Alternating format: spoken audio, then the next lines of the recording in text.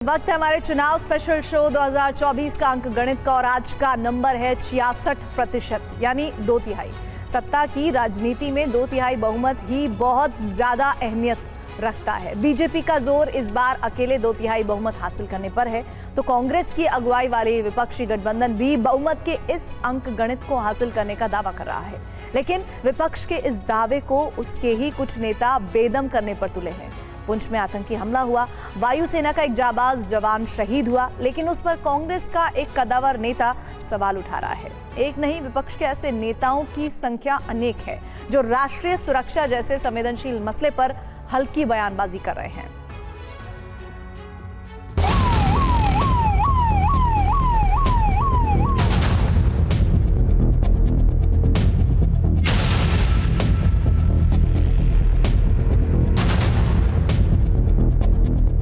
कि ये स्टंटबाजी हो रही है, हमले नहीं हो रहे। पिछली बार भी जब इलेक्शन आते हैं तो ऐसे स्टंट खेले जाते हैं।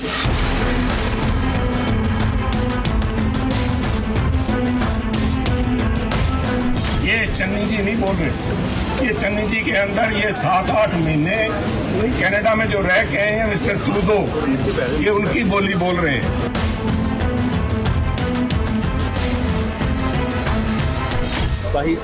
जो हुए हैं ये सब किसके वजह से, मोदी जी के वजह से हुए थे। पहले कहा कोई सही बयान चाहे तेज प्रताप जी या चाहे चन्नी जी की ओर से आ रहा है, ये दिखाता है कि कांग्रेस पार्टी हमेशा वोट बैंक की राजनीति को राष्ट्र नीति और राष्ट्रीय सुरक्षा के ऊपर रखती है। ये भी याद रखे वो भी चूड़ियां पहने हुए नहीं, ये याद रखिए। उनके पास भी एटम बम है, ये याद रखिएगा। फारूक अब्दुल्ला साहब ने ये बोला है कि पाकिस्तान के पास एटम बम है।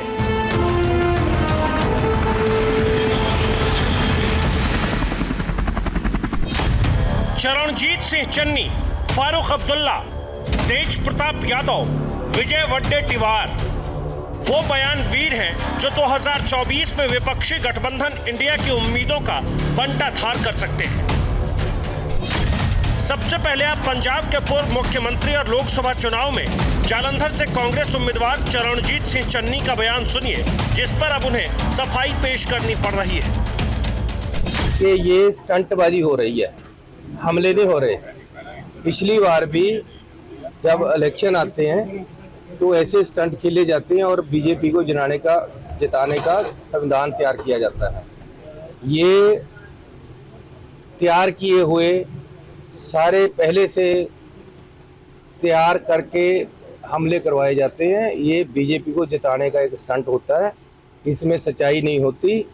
लोग मरवाने और लोगों के लाशों पे खेलना, ये बीजेपी को आता है। चरणजीत सिंह चन्नी ने यह बयान जम्मू कश्मीर के पुंछ में शनिवार को हुए आतंकी हमले पर दिया। पुंछ के सूरनकोट इलाके के सनाई गांव में शनिवार की शाम एयरफोर्स के काफिले पर आतंकियों ने हमला किया। इस हमले में 5 जवान घायल हो गए। घायल जवानों को फौरन उधमपुर के कमांड अस्पताल ले जाया गया, जहां इलाज के दौरान वायुसेना के जाबाज जवान विक्की पहाड़े शहीद हो गए। एक तरफ मध्य प्रदेश के छिंदवाड़ा में शहीद जवान को अंतिम विदाई दी गई, तो दूसरी तरफ आतंकी हमले वाले इलाके में सेना और पुलिस के जवान हमलावर आतंकियों की तलाश में लगातार तीसरे दिन जुटे रहे। अब सर्च ऑपरेशन का दायरा लगातार बढ़ा दिया गया है। सूरनकोट पुंछ के घने जंगलों में लगातार सुरक्षा बलों की तरफ से महा ऑपरेशन चलाया जा रहा है और तस्वीरों में आप देखिए कि किस तरीके से आउटर कॉर्डन पे घने जंगलों में ये सुरक्षा बल किस तरीके से यहाँ पर तैनात है। जम्मू कश्मीर पुलिस के स्पेशल ऑपरेशन ग्रुप, भारतीय सेना की राष्ट्रीय राइफल्स और स्पेशल फोर्सेज जो है वो यहाँ पर तैनात की गई है, ताकि जल्द से जल्द आतंकियों की धरपकड़ की जा सके। पुंछ आतंकी हमले के गुनहगार कुछ ऐसी ही शक्लों सूरत वाले हैं। इन संदिग्ध आतंकियों की तलाश में चप्पे चप्पे की सघन छापेमारी चल रही है। जिन आतंकियों ने इस कायराना हमले को अंजाम दिया, उन्हें हमारे शूरवीर जल्द ही अंजाम तक पहुंचा देंगे। लेकिन अफसोसनाक ये कि आतंकी हमले और शहादत पर सियासत हो रही है। अफसोस की बात ये कि आतंकी हमले और एक जाबाज वायुवीर की शहादत को उस राजनेता ने स्टंट बता दिया जो खुद सरहदी राज्य पंजाब का मुख्यमंत्री रहा है। कि ये स्टंटबाजी हो रही है, हमले नहीं हो रहे। पिछली बार भी जब इलेक्शन आते हैं तो ऐसे स्टंट खेले जाते हैं। चन्नी के नेतृत्व में ही कांग्रेस को पंजाब विधानसभा चुनाव में करारी हार मिली थी। अब वो लोकसभा चुनाव में जालंधर से पार्टी के उम्मीदवार हैं, लेकिन आतंकी हमले और उसमें एयरफोर्स जवान की शहादत को स्टंट करार देकर उन्होंने कांग्रेस के लिए नई मुसीबत खड़ी कर दी है। देश की सुरक्षा सर्वोपरि है। सबसे पहले हमारे फौजों का मनोबल और उनका प्रोत्साहन करना मेरा धर्म बनता है। और ये लोग आज जो ये सवाल उठा रहे हैं, चन्नी जी के जो बयान आए हैं साहब, ये चन्नी जी नहीं बोल रहे। ये चन्नी जी के अंदर ये 7-8 महीने कनाडा में जो रह के आए हैं मिस्टर ट्रूडो, ये उनकी बोली बोल रहे हैं। ये लोग 8 महीने तक मैं समझता हूँ कनाडा के अंदर कौन सा थीसिस लिखने गए थे। 2019 का अंकगणित गवाह है कि पुलवामा आतंकी हमले और उसके बाद पाकिस्तान में घुसकर भारतीय वायुसेना की एयर स्ट्राइक पर सवाल उठाने वालों को कितना बड़ा खामियाजा भुगतना पड़ा था। बावजूद इसके कांग्रेस के कद्दावर नेता चरणजीत सिंह चन्नी ने पार्टी को पसोपेश में डाल दिया है। आतंकवाद पर पूरा देश एकजुट होकर खड़ा है। आतंकवाद के खिलाफ हिंदुस्तान एक है। आतंकवाद और हिंसा कायर करते हैं। मैं चाह रही थी कि इस देश के प्रधानमंत्री, जिन्होंने 2020 से जब जब कश्मीर में हमारे जांबाजों की शहादत हुई, संवेदना और श्रद्धांजलि का एक शब्द नहीं बोला, वो शायद अब बोलेंगे। कांग्रेस चन्नी के बयान से भले ही किनारा करे, लेकिन सच यह है कि चुनावी माहौल में उसके लिए इससे पिंड छुड़ाना आसान काम नहीं होगा। कांग्रेस के पूर्व मुख्यमंत्री चन्नी जी ने भी जिस प्रकार से राष्ट्रीय सुरक्षा और आतंकवाद के गंभीर विषय का भी राजनीतिकरण किया है, उसे स्टंटबाजी कहते हैं। ये दिखाता है कि कांग्रेस कितनी बड़ी धोखेबाजी कर रही है देश के साथ। आज कांग्रेस पार्टी ने दिखा दिया कि बार बार पाकिस्तान उनके लिए पैरवी इसीलिए कर रहा है क्योंकि पाकिस्तान को अंतर्राष्ट्रीय मंच पर आतंकवाद से क्लीन चिट दिलवाने का काम और उनके सुर में सुर मिलाने का काम कांग्रेस पार्टी करती है, केवल वोट बैंक की राजनीति के लिए। सनातन का अपमान करना, शहीदों का अपमान करना, शहादत का अपमान करना, ये शौक हो गया कांग्रेस के नेताओं का। मुख्यमंत्री हटते आप जब कनाडा शिफ्ट हो गए थे, वो स्टंटबाजी कहलाती है। किसी व्यक्ति की शहादत पर आज एक एयरफोर्स का जवान शहीद हुआ, उसका परिवार आपकी बात सुन रहा होगा चन्नी साहब, तो आपको कोस रहा होगा कि देश के राजनेता इस तरह की हल्की बात आज देश के सामने कर रहे हैं। आपके पास क्या सबूत है?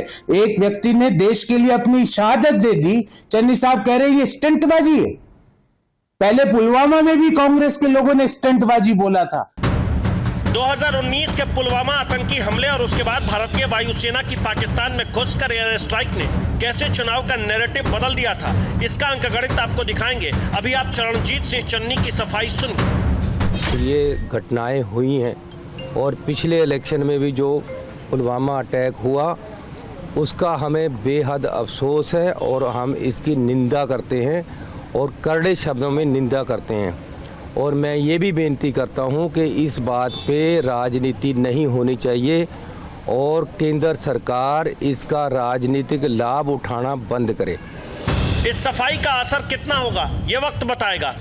अब आप विपक्षी गठबंधन इंडिया के एक और बयानवीर को सुनिए। जवान जो शहीद हो जाते हैं, अब फिर चुनाव आता है तो मोदी जी हड़बंडा करवाते हैं लोगों को। केवल इन लोगों ने लड़वाने का काम किया, हिंदू मुसलमान कराने का काम। शहीद जो हुए ये सब किनके वजह से हुए? ये मोदी जी के वजह से हुए, नहीं तो पहले कहाँ कोई शहीद हुआ। आरजेडी सुप्रीमो लालू प्रसाद यादव के बेटे तेज प्रताप यादव ही नहीं, विपक्षी गठबंधन के सबसे अनुभवी नेताओं में शुमार फारूक अब्दुल्ला तो आतंकवाद पर सियासी दौड़ में और आगे निकल गए हैं। ये भी याद रखे वो कि वो भी चूड़ियां पहने हुए नहीं हैं। ये याद रखिएगा, उनके पास भी एटम बम है, ये याद रखिएगा। और अफसोस यह है कि वो एटम बम हमारे ऊपर ही गिरेगा। हमारे सिपाही रोज शहीद हो रहे हैं और वो खामोश से बयान देते हैं और हम पे आरोप लगाते हैं।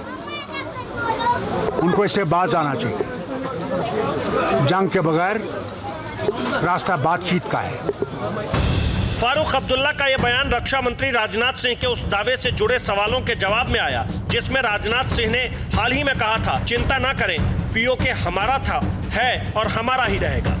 विपक्षी गठबंधन से चरणजीत सिंह चन्नी, तेजस्वी यादव और फारूक अब्दुल्ला के बयान यकीनी तौर पर चुनावी मुद्दे बनेंगे। ऐसे में बीजेपी के दिग्गज नेताओं की तरफ से विपक्ष के इन नेताओं के बयानों पर जुबानी चोट तो लाजमी है। ऐसे में एक और बात है कि बीजेपी के पसंदीदा नैरेटिव राष्ट्रीय सुरक्षा और फिर राष्ट्रवाद के पक्ष में अगर माहौल बना तो विपक्ष का क्या होगा, इसका अंदाजा लगाना ज्यादा मुश्किल नहीं है।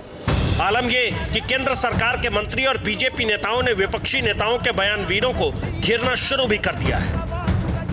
उनकी एक एक आवाज में पाकिस्तान की गूंज नजर आ रही है। वो उसके सुर में सुर मिला रहे हैं। मतलब मैं अगर ये बात कहूं कि ऐसा लगता है कि सरहद के उस पार उधर बैठे हुए हैं पाकिस्तान के लोग और इधर बैठे इंडी गठबंधन के नेता, और दोनों एक दूसरे से ये कह रहे हैं कि मिले सुर मेरा तुम्हारा तो मोदी लहर में कैसे मिले किनारा, क्योंकि ये पहले भी इसमें जा चुके हैं। और अगर ये कह दिया जाए कि इंडी गठबंधन के नेताओं में पाकिस्तान के चंद सिरफिरे नेताओं की आत्मा प्रवेश कर गई है तो अतिशयोक्ति नहीं। अब इन लोगों के पास कोई मुद्दा नहीं है, सैनिकों को गाली देने के सिवा और कोई मुद्दा नहीं है। मुद्दा है, इसका जवाब नहीं दे पाएंगे। आप तो लग रहा है कि पाकिस्तान के स्पोक्स पर्सन हो गए हैं। अगर उसने धमकी दी तो ज्योग्राफी में उसका नाम ढूंढने से नहीं मिलेगा। तो भारत केवल हल्ला नहीं करता कि हमारे पास परमाणु है, एक्शन लेता। ये दुर्भाग्यपूर्ण है कि कांग्रेस इतनी अच्छी राजनीति करती है। राष्ट्रीय सुरक्षा को लेकर भी कांग्रेस गंभीर नहीं है। और ये भी दिखता है कि कांग्रेस जिसके राज्य में हजारों किलोमीटर भूमि एक्साइचिन एरिया में लद्दाख के ऊपर भी चलेगी, जो चीन ने कब्जा कर लिया, पाक अधिकृत कश्मीर बन गया, कच्चा थीबू आइलैंड दे दिया। और अब हमारी सेना को कमजोर करने के लिए कहते हैं परमाणु हथियारों को नष्ट कर देना चाहिए। और अब उसके बाद एक और घटिया बयान दे दिया। ये ओछी मानसिकता कांग्रेस की दिखती है। सत्ता पक्ष के नेता विपक्षी नेताओं पर सवाल उठा रहे हैं तो विपक्ष भी सत्ता पक्ष से जवाब मांग रहा है। और ये घटना नहीं थी, दुर्घटना है। जिस परिवार का चिराग बुझा है ना, बस एक दिन उसकी तस्वीर पर माला डाल करके इतिश्री नहीं हो जाती है। इसलिए मैं तो कहता हूं बहुत मजबूर प्रधानमंत्री आज तक इतने वर्षों में क्यों नहीं आई पुलवामा की रिपोर्ट।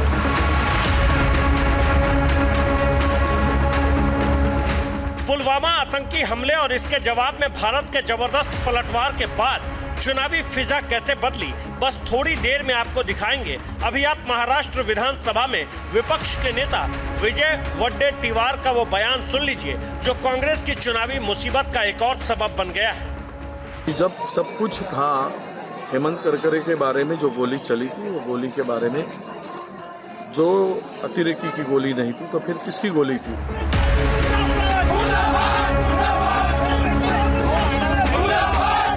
विजय वडेट्टीवार के इस बयान से बीजेपी आग बबूला है।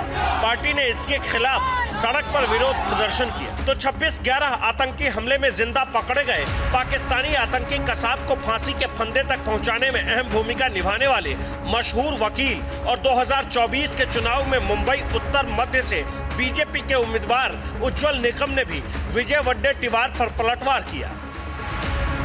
जो सच मान के चलता है उसके आधार पर बेबुनियाद आरोप करना, यानी इसका मतलब है आप जो जिनको करकरे जी की इंसल्ट नहीं तो तोहिम कर रहे हैं।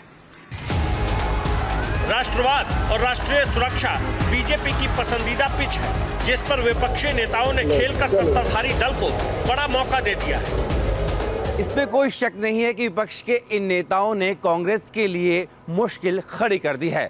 पार्टी गठबंधन की तरफ से चाहे लाख सफाई दी जाए, लेकिन बीजेपी विपक्षी गठबंधन को घेरने का एक भी मौका नहीं गंवाने वाली। ऐसे में बड़ा सवाल यह है कि अगर चुनावी नतीजों में नुकसान हुआ तो क्या इसके लिए जिम्मेदार कांग्रेस और गठबंधन के ये बयानवीर होंगे? यकीन ना हो तो 2019 का ये अंकगणित देखिए।